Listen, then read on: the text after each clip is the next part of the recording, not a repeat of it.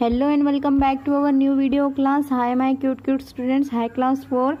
तो अभी तक हमने हमारा सिलेबस पूरी तरीके से कंप्लीट कर लिया है। तो अब हम क्या कर रहे हैं, अब हम हमारा रिवीजन स्टार्ट कर रहे हैं। ओके, सो रिवीजन में आज हम क्या देखने वाले हैं, आज हम देखने वाले हैं पैराग्राफिंग, उसके बाद हम लेटर राइटिंग देखेंगे, उसके बाद में हम नोटिस राइटिंग भी देखेंगे और रीडिंग कॉम्प्रहेंशन भी देखेंगे। ओके, तो ये 4 टॉपिक आज हम पूरी तरीके से क्या करने वाले, क्लियर करने वाले हैं, रिवाइज करने वाले हैं। ओके, तो एक बात आपको ध्यान में रखना है कि ऐसा कुछ भी नहीं है कि मैंने जो रिवीजन आज लिया है या फिर मैं जो रिवीजन लेऊंगी वही क्वेश्चंस एग्जाम में आएंगे, no matter like that. Okay, तो आपको ये मिसअंडरस्टैंडिंग नहीं रखनी है कि जो मैम पढ़ा रहे हैं, रिवीजन जिसका ले रहे हैं वही एग्जाम में आएगा। Rather apart that from that will be comes to your examination. Okay, so don't be panic about that. Okay, आपको सब चीज़ें अच्छी तरीके से समराइज करनी है। मैं आपके फिर से एक बार बेसिक कॉन्सेप्ट्स आज क्लियर करवा दूंगी कि किस तरीके से हमें क्या करना है। ओके, तो फर्स्ट ऑफ ऑल पैराग्राफिंग आज हम देखने वाले हैं। तो जैसे कि हमें पता है पैराग्राफिंग में आपको क्या दिया जाता है, एक बड़ा सा पैराग्राफ दिया जाता है, एक फुल पैसेज दिया जाता है, उस पैसेज की आपको पैराग्राफिंग करनी होती है। मतलब जहाँ से कोई न्यू टाइम स्टार्ट होता है, न्यू प्लेस स्टार्ट होता है, न्यू टॉपिक स्टार्ट होता है या फिर कोई न्यू पर्सन की एंट्री हो जाती है, तो वहाँ से हमें पैराग्राफ को चेंज कर देना होता है। और पैराग्राफ को चेंज हम किस तरीके से करते हैं, समझ लीजिए कि ये आपका पूरा पैसेज है। ओके, और उसके बाद में इस पैसेज में आपके पास कुछ न्यू पर्सन कहीं पर एंटर हो गया तो वहाँ पे आपको डबल फॉरवर्ड स्लैश सिंबल देकर वहाँ से उसे कट कर देना होता है। यस, तो इस तरीके से आपको क्या करना होता है, आपका पैराग्राफिंग बना देना होता है। ये तो हमें पता ही है। तो चलिए क्या करना है, अब हम फिर से रिवाइज करते हैं एक बार। तो ये देखिए, ये आपका पूरा स्टोरी है। इस स्टोरी में क्या दिया हुआ है, many years ago Tenali Rama lived in a village in the kingdom of Vijayanagar. He had a large garden surrounding his house. His wife grew many flowers, vegetables and other useful plants in the garden. One year the rains failed and it was difficult to water the plants. Tenali didn't want to employ men for this task because it would add to his expenses. One day when Tenali Ram came home, he saw 2 thieves behind the bushes outside his house. Tenali Ram went inside and said to his wife, "Nowadays too many thefts are taking place in the town. We should be careful about our gold and silver jewelry." "What should we do then?" asked his wife. "I have kept all the jewelry in a metallic box and thrown it into the well in our backyard," replied Tenali Ram. The thieves heard the conversation and were delighted to get an opportunity to steal the jewels. They waited for the couple of sleep.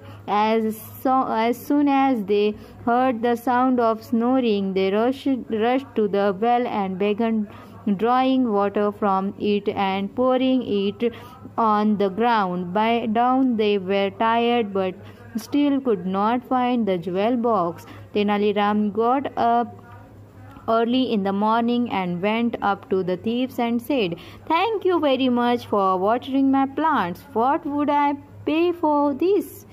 Hearing this, the thieves fell at Tenali Ram's feet and asked for forgiveness. They assured him that they would not steal in future. Tenali Ram let them go. So this is the paragraph. I didn't get any meaning. So how we have to got the any meaning?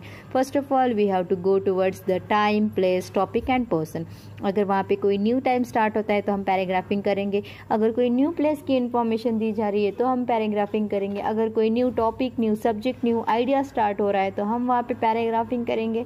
और उसके बाद में अगर कोई new person की entry हो रही है, कोई न्यू पर्सन, न्यू स्पीकर कोई बात कर रहा है तो उसकी बात खत्म होने तक हम वो पैराग्राफ चेंज नहीं करेंगे।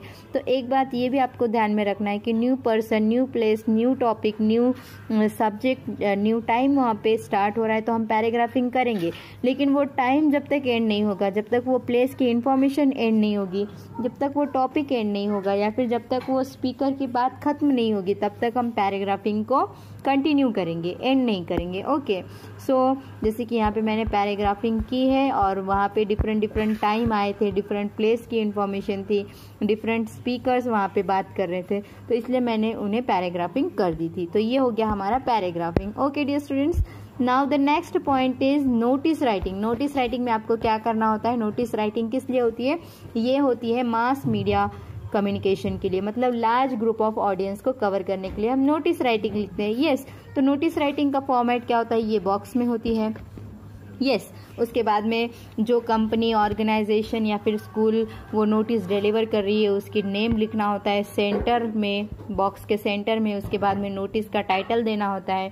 Then after that you have to write down the date in the expanded form. After that you have to write the heading of that particular notice की एग्जैक्टली किस चीज़ के बारे में नोटिस राइटिंग है। उसके बाद में body of the message, body of the letter में आपको the body of the notice में आपको क्या कवर करना होता है? Who, where, what, at what time, सारे क्वेश्चंस के आंसर वहाँ पे बॉडी ऑफ द नोटिस में आपको कवर करने होते हैं। और उसके बाद में आपको क्या करना होता है? अंडरसाइंड पर्सन का नेम, उसका डेसिग्नेशन लिखना होता है। ओके, तो इस तरीके से हम नोटिस राइटिंग करते हैं। चलिए एक एग्जाम्पल हम देखते हैं। फर्स्ट एग्जाम्पल क्या है, फिर से एक बार देखेंगे।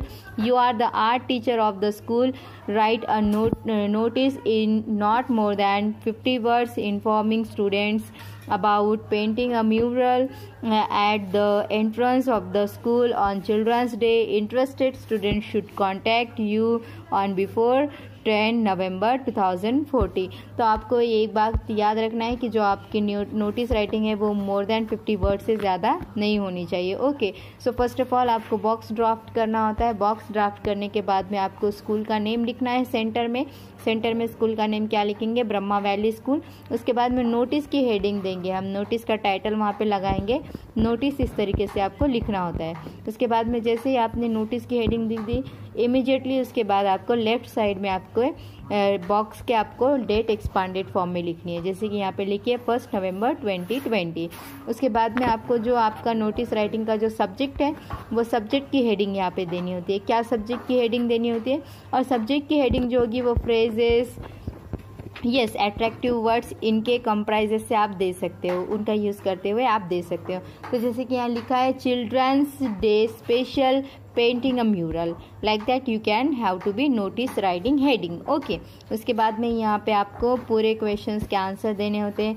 व्हाट, वेयर, हाउ, कैसे हो रहा है सब पेंटिंग, म्यूरल पेंट कैसे होने वाला है, कब होने वाला है, कहाँ होने वाला है, सारे क्वेश्चंस के आंसर आपको नोटिस राइटिंग में देने होते हैं। उसके बाद में लास्ट में आपको नेम ऑफ द पर्सन, जो अंडरसाइंड पर्सन है, जो रिस्पॉन्सिबल पर्सन जो नोटिस राइटिंग कर रहा है, उसका नाम लिखने के बाद में उसका डेसिग्नेशन, उसका कौन सा डेसिग्नेशन है वो लिखना होता है। तो इस तरीके से आपको नोटिस राइटिंग करना है।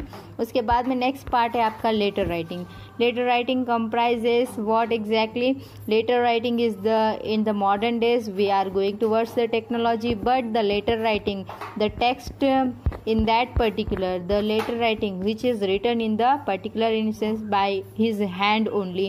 so handy जो लेटर राइटिंग होती है वो बहुत ही आज भी इम्पॉर्टेंट है, क्योंकि इसके थ्रू हमारे इमोशंस, हमारी फीलिंग्स हम क्या करते हैं, लिख सकते हैं। Okay, so no matter how the technology comes exist, but the letter writing is today also be important. Okay, so letter writing किस तरीके से करना है? First of all you have to write the sender's address. Sender का address हमें first of all लिखना होता है। यस, उसके बाद में आपको डेट लिखनी होती है। डेट आपको एक्सपांडेड फॉर्म में लिखनी होती है। उसके बाद में एक लाइन का स्पेस देकर आपको सैल्यूटेशन लिखना होता है। सैल्यूटेशन जब हम स्टार्ट करेंगे तो डियर से स्टार्ट करेंगे। यस, डियर से स्टार्ट करने के बाद में वहाँ पे आपके फ्रेंड का नेम लिखोगे, पेरेंट्स का या फिर जिसे अभी आप लेटर लिख रहे हो उसका नेम लिखोगे आगे। यस, उसके बाद में 3 पैराग्राफ्स में आपका लेटर डिवाइड होगा। फर्स्ट पैराग्राफ में आप रीज़न लिखोगे, हालचाल पूछकर रीज़न लिखते हो आपके लेटर राइटिंग का। उसके बाद में सेकंड पैराग्राफ में आप रीज़न का एक्सप्लेनेशन देते हो कि आपने ये लेटर क्यों लिखा है।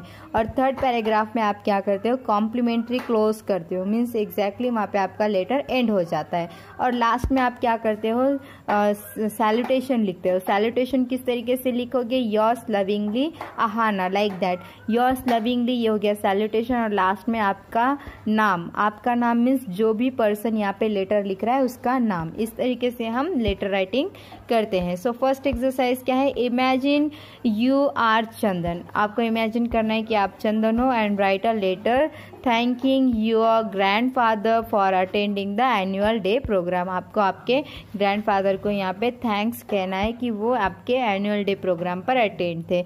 तो फर्स्ट ऑफ ऑल आपको क्या करना है, सेंडर का एड्रेस लिखना होता है। सेंडर का एड्रेस क्या है, W176 greater Kailash 1 new Delhi 110048 India. This is the sender's address. उसके बाद में इमीडिएटली आपको क्या करना होता है, डेट लिखनी होती है एक्सपांडेड फॉर्म में 18 फरवरी 2015। ओके, उसके बाद में आपको सैल्यूटेशन लिखना होता है। Salutation should be dear grandpa, dear grandma, like that, and after that you have to write the particular first paragraph comprises the particular how are you, I am fine, like that, and then you have to write the reason of the letter. yes, then second paragraph में reason का explanation देना होता है कि किस तरीके से आपने लेटर लिखा है, क्यों लिखा है, एग्जैक्टली किस बारे में है। ओके, और लास्ट में आपको क्या करना होता है, थर्ड पैराग्राफ लिखना होता है। थर्ड पैराग्राफ में आप क्या करते हो, आपका जो लेटर है वो कंक्लूड करते हो, like that. Okay, and lastly yours lovingly, yours faithfully, yours friendly, इस तरीके से आपको कॉम्प्लीमेंट्री क्लोज देना होता है। और लास्ट में आपका नाम लिखना होता है। आपका नाम means you have to write the particular sender's name here. Okay, so in this way you have to write down the letter writing instance. Okay, then the next part is reading comprehension. Reading comprehension is one of the important, but it is also very difficult to you. But rather than apart from that, as we had practices 2 of that reading comprehension, so that is enough for you to prepare for the examination.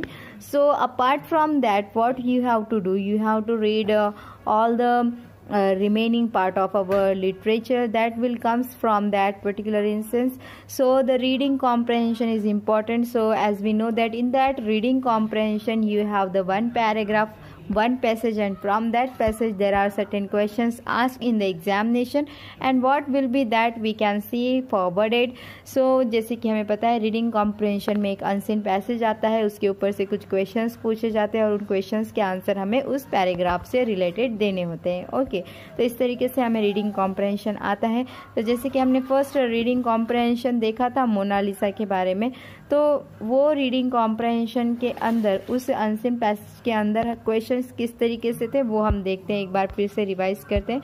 उनमें कैसे questions थे, read the above passage and answer the following question. इसको आपको क्या करना है, twice thrice time एक बार पढ़ना है और उसके बाद में आपको आपके क्वेश्चंस के आंसर देने होते हैं।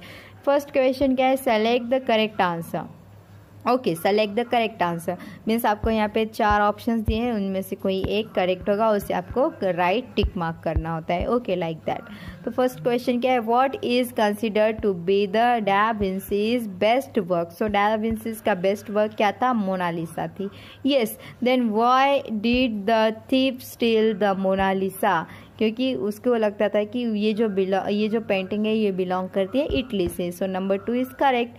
What was da Vinci in addition to being an artist, तो वो आर्टिस्ट के बदले और क्या क्या थे, वो साइंटिस्ट थे, वो इन्वेंटर थे, वो डॉक्टर थे। ये so this is the correct.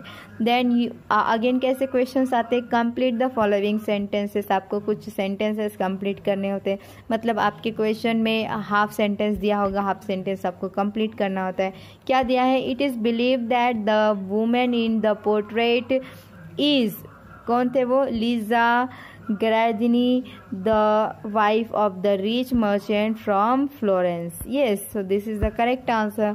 Then इस तरीके से आपको क्वेश्चंस पूछे जाते हैं। तो क्वेश्चन नेक्स्ट क्या है, द मोनालिसा कन्फर्म्स दा विंसीज greatness as a painter because Mona Lisa's skins glow and she appears most lifelike, which only goes to show by a great painter Da Vinci. Yes, then Leonardo da Vinci could paint more accurately than any other artist of him because, क्यों लिख सकते थे, क्यों अच्छे तरीके से draw कर सकते थे वो पेंटिंग, क्योंकि वो क्या करते थे, उनके पास एक एबिलिटी थी कि वो ह्यूमन बॉडी को स्टडी कर सकते थे, तो इसलिए वो क्या करते थे, दूसरे पेंटर्स, दूसरे आर्टिस्ट के मुताबिक वो अच्छे तरीके से ड्रॉ और पेंट कर सकते थे। Yes, then the Mona Lisa has its own room in the lower end is protected by, तो उनका मोनालिसा की जो पेंटिंग रखी जाती थी म्यूज़ियम में, वो उनका एक खुद का एक अलग रूम था जिसमें सेपरेटली सिर्फ मोनालिसा की पेंटिंग थी। तो क्यों ऐसे की गई थी, कैसे प्रोटेक्ट की गई थी उनकी painting? Climate control environment and is surrounded by bullet proof glass. कैसे था वो? क्लाइमेट को कंट्रोल करने वाला वो क्लाइमेट वहाँ पे बनाया हुआ था और उनके सराउंडिंग में बुलेट प्रूफ ग्लास भी लगाए थे। यस, तो इस तरीके से उनकी पेंटिंग प्रोटेक्ट की जाती थी। तो आपको नेक्स्ट क्वेश्चन इस तरीके से भी आता है कि give a suitable title to the passage. आपको पैसेज को एक सुटेबल टाइटल देना होता है। ओके, तो यहाँ पे मैंने दिया था अ ग्रेट पेंटर डा विंसी। तो इस तरीके से आपको सुटेबल टाइटल देना होता है पर्टिकुलर पैसेज को। ओके, तो like that you have to be give that particular about your references to that particular context. So that's it for this video lecture. I think you people understood now what's exactly the revision goes on. Okay, so take care.